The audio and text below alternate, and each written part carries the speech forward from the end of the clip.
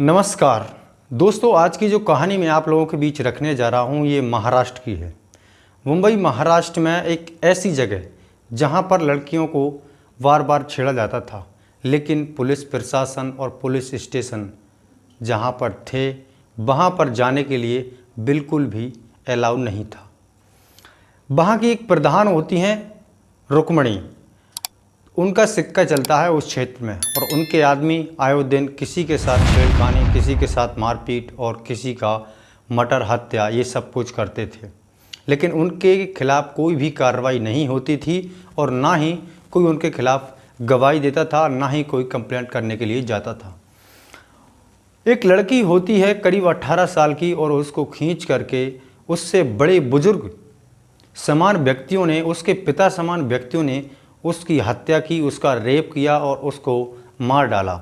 उसके private part में भी सरिये डाल दिए, जिसकी वजह से उसके पैर चीर कर फाड़ दिए। दोस्तों, ये बहुत ही दिलचस्प, बहुत ही दुख भरी कहानी है और इस कहानी को सुनने के बाद आप लोगों का दिल दहल जाएगा। आइए जानते हैं इस पूरी कहानी को। दोस्तों, कहानी शुरू करने से पहले मेरी आप लोगों से एक रिक्वेस्ट है, वीडियो को लाइक और चैनल को सब्सक्राइब कर देना ताकि मेरा हौसला बढ़ता रहे और मैं आप लोगों को एक से एक क्राइम एपिसोड की वीडियो लाता रहूं। दोस्तों, आज की जो कहानी मुंबई महाराष्ट्र की है। यहाँ एक गांव होता है और उसी गांव में एक परिवार रहता है। परिवार में एक लड़का और उसकी बहन, उसकी माँ और उसके दादाजी रहा करते थे। उसके पिताजी अक्सर थे नहीं, पहले ही वो मर चुके थे। तो ये चारों लोग अपने परिवार में रहा करते थे। इनके दादाजी का दारू की दुकान थी। वो 500 मीटर की जो रास्ता था वहाँ से स्कूल कॉलेज जाने के लिए लोगों को बहुत ही मुश्किलों से गुजरना पड़ता था, चाहे वो महिला हों और चाहे वो लड़कियां हों। महिलाओं के साथ अगर कोई होता है तो भी उसके साथ जबरन किया जाता है और अगर लड़की भी अकेली फंस जाती हैं तो उनके साथ तो ये होना ही था। वहाँ पर उनका जो दादाजी था, उस लड़की का वर्षा का दादाजी वहाँ पर दारू की दुकान किया करते थे और वर्षा की जो मम्मी थी उससे, उसके दादाजी से मना करती थी कि ये दुकान तुम लोग बंद कर दो, जिससे आने जाने वाले लोगों को प्रॉब्लम ना हो, क्योंकि वहाँ पर वो लोग शराब पी करके और अपनी ही बेटियों के साथ गलत हरकत करते हैं और गलत व्यवहार से देखते हैं, उनको छेड़ते हैं। दोस्तों, वहाँ पर जो भी रास्ते से निकलता था उन सबको छेड़ा जाता था। लड़कियाँ अकेली निकलती हैं पढ़ने के लिए, वहाँ से आधा किलोमीटर के बाद ही मार्केट चालू था और आधा किलोमीटर के बाद ही गांव था। रास्ता दोस्तों एक ही था, सिर्फ वही रास्ता था जिससे गुजरना पड़ता था। बारी बारी की से सब कुछ होता रहा। एक दिन वो पेपर देने के लिए जाती है वर्षा और 2 बजे उसका एग्ज़ाम ख़त्म होता है और एग्ज़ाम ख़त्म होने के जस्ट बाद ही वर्षा वहाँ से आती है। वर्षा वहाँ से आती है तो उसकी जो मॉम होती है उससे वो कह जाती है कि माँ, मैं 2 बजे के करीब आऊँगी, मुझे लेने के लिए आप विक्की को भेज देना। उसका भाई विक्की था। विक्की को भेज देना जिससे मुझे रास्ते में आने में प्रॉब्लम ना हो।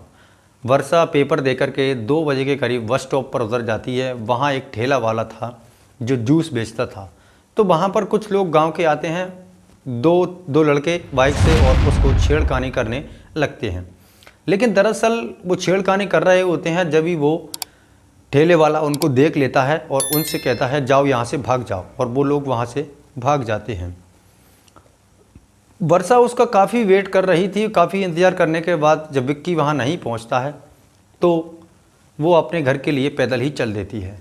रास्ते में एक खंडर फैक्ट्री पड़ी हुई है, वहाँ पर वो काफ़ी दिनों से खाली पड़ी हुई थी। वहाँ पर जो रुक्मणी है उसके लोग वहाँ पर रहते थे और वहीं पर शाम को सोया करते थे, दारू, मुर्गा और मीट मांस ये सब कुछ करते थे। तो वहाँ पर वो रहते थे और फुल नशे में होकर के वो वहाँ जो रास्ते से कोई गुजरता था उसको पकड़ के और उसके साथ छेड़खानी करना, उसके साथ रेप करना, ये सब कुछ किया करते थे। क्योंकि उनके खिलाफ़ कोई ना तो कार्रवाई करता था, ना ही FIR करता था और ना ही कोई उनके खिलाफ़ गवाही देता था। तो दोस्तों, वो वहाँ से जब लड़की निकल रही होती है तो वो उसे पकड़ लेती है। काफ़ी लड़कियां और भी निकलीं, काफ़ी महिलाएं निकलीं उनके हस्बैंड के साथ, लेकिन उन लोगों ने कहा कि हम लोग शराब पे भी हैं और अगर हम ये गड़बड़ करेंगे तो ये गड़बड़ मामला हो सकता है। हमें रुक्मणी जी ने मना किया हुआ है, हमारी प्रधान ने मना किया हुआ है कि अभी इलेक्शन पास में ही आने वाला है, जिससे मुझे कोई परेशानी ना हो, इसलिए तुम कोई भी गलत कदम नहीं उठाना। उसने ये इन लोगों को पहले ही बोल दिया था। अब ये लोग गलत कदम ना उठाने के लिए इन्होंने सिंगल व्यक्ति की व्यवस्था की, यानी अगर कोई एक लड़की या एक महिला सिंगल वहाँ से निकलती है तो उसके साथ हम बलात्कार या रेप उसको उठाएंगे। उनके साथ में ही एक उसका पड़ोसी ही रहा करता था, उसकी दोस्त, वर्षा की दोस्त थी नंदिनी। नंदिनी का पिता उनके साथ था, तो नंदिनी का पिता था, वो वर्षा को जब उठा ले जाते हैं तो वो नंदिनी का पिता उससे बार बार कहता है कि ये हमारी बेटी समान है और हमारे पड़ोसी की ही है, कृपया करके इसको परेशान ना करें और इसके साथ बलात्कार ना करें। तो जो रुक्मणी जी के जो व्यक्ति थे, जो आदमी थे, वो कहते हैं कि आया हुआ शिकार को हम कभी छोड़ते नहीं हैं। तो वो वहाँ पर बैठ जाता है और सारा काम देखता है। तो वारी वारी की से वो तीनों लोग सामूहिक बलात्कार करते हैं उसके साथ, और बलात्कार होने के बाद उसमें एक डंडा मारते हैं उसके सिर पर, जिससे गहरी चोट से वो बेहोश हो जाती है और उन्हें लगा कि ये शायद मर चुकी है, तो उसको वो फेंकने के लिए चले जाते हैं। लेकिन वो वहाँ पर फेंकते टाइम पर वो जब चीखती है तो उन्हें लगा कि जिंदा है, तो फिर वो गर्दन दबाते हैं। गर्दन से अगर वो नहीं मरती है तो उसको पानी में डुबो देते हैं, जिससे उसकी मौत हो जाती है। जिससे उसकी मौत होने के बाद में दोस्तों वो फिर भी उसका उन लोगों का इतना कहर और इतना वो था परेशान करने के लिए, वो उसको सरिया लेकर के प्राइवेट पार्ट में सरिया डाल देते हैं और उसके पैरों को उसके प्राइवेट पार्ट तक चीर देते हैं। दोस्तों ये बहुत ही बेरहम लोग हैं, जिनके पास रहम की कोई जगह नहीं है। ये बिल्कुल बेरहम लोग हैं। इन लोगों ने उस लड़की के साथ इतना गलत किया, इतनी बुरी हरकत की कि मैं आपको क्या ही बताऊं। अब इसका पता नहीं चला कि आखिर कौन ने किया है। जिस वहाँ से केस ये करके इस काम को, और वहाँ गेट पर खड़े हो जाते हैं फैक्ट्री पर। इधर बिक्की उसका भाई वर्षा को बार बार साइकिल से ढूंढ रहा था। बहुत गरीब घर था तो साइकिल ही थी उसके पास, लेकिन साइकिल से जब देख रहा था तो जो एक लड़का था उनका भाऊ, उनके पेट पर खून के निशान लगे हुए थे और वो वहाँ नोटिस कर लेता है। वो चारों लोग खड़े थे तो वो पूछते हैं वर्षा को कहीं तुमने देखा हो तो बताओ। तो वो मना करते हैं कि वर्षा को हमने नहीं देखा है। फिर वहाँ से वो घर आ जाता है और अगले दिन पता चलता है कि वर्षा की, वो रात भर उसको ढूंढते हैं। सुबह वर्षा की लाश पानी में वहाँ पर मिलती है। दोस्तों वर्षा की लाश मिल जाती है, वर्षा की FIR दर्ज कराई जाती है, लेकिन पुलिस प्रशासन को पता चल चुका था कि ये रुक्मणी जी का ही व्यक्ति है। तो रुक्मणी जी उससे कहती हैं कि इलेक्शन करीब आने वाला है और तुम ये चाहते हो कि मैं इलेक्शन हार जाऊं। तो वो पुलिस वालों से कहती है, क्योंकि वहाँ पर उसी का सिक्का चलता था, उसी का दबदबा था, पुलिस वाले से कहती है तुम चाहे जिसको भी अंदर करो, लेकिन हमारा व्यक्ति कभी अंदर नहीं जाना चाहिए। मैं सामने वाली पार्टी को फोकस करूँगी और उनको कुछ इंसाफ दिलाने की कोशिश करूँगी, जिससे वो मेरी पार्टी को या मुझे वोट दे सकें, जिससे मैं इलेक्शन में जीत सकूं। दोस्तों धीरे धीरे वो ऐसे हो जाते हैं। अब वो जो दो लड़के उसको छेड़ रहे थे, ठेले वाले ने वहाँ पर देखा हुआ था, उसी के साथ वो उनको पकड़ लेते हैं पुलिस वाले और उनको बहुत मार देते हैं और ला करके और वहाँ बाहर रुक्मणी जी को दे देते हैं। तो जो आम पब्लिक वहाँ पर खड़ी हुई थी और आम पब्लिक उन लोगों को शिकार समझ रही थी कि शायद इन्हीं लोगों ने हमारी वर्षा का हत्या किया है और वर्षा की मौत किया है, इन्हीं ने बलात्कार किया है। तो ये केसेस इन पर सॉल्व नहीं हो रहा था और चुनावी माहौल पास में आ रहे थे, तो ये केस क्राइम ब्रांच को सौंपा गया। क्राइम ब्रांच ने जब वहाँ पर पहुँचते हैं तो वो पीटते हुए उन लोगों को देख लेते हैं और वहाँ पर उनको बचा लेते हैं और उनसे कहते हैं कि ये कानून करेगा, कानून इनको सज़ा देगा, ना कि तुम लोग। तो जो रुक्मणी होती है वो कहती है कि यहाँ की कानून भी मैं ही हूँ और यहाँ की पुलिस प्रशासन भी मैं ही हूँ।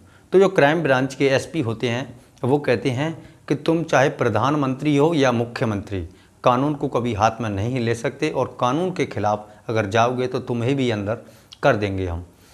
धीरे धीरे पुलिस इन सारी व्यवस्थाओं को, इस जांचों में जुटी हुई थी और पूरी कोशिश कर रही थी कि आखिर वो 500 मीटर के रास्ते में आखिर क्या वजह है जिस वजह से लोग वहाँ पर खौफनाक मंजर था और वर्षा का कत्ल हुआ है, वर्षा के साथ रेप हुआ है, आखिर हुआ कहाँ है।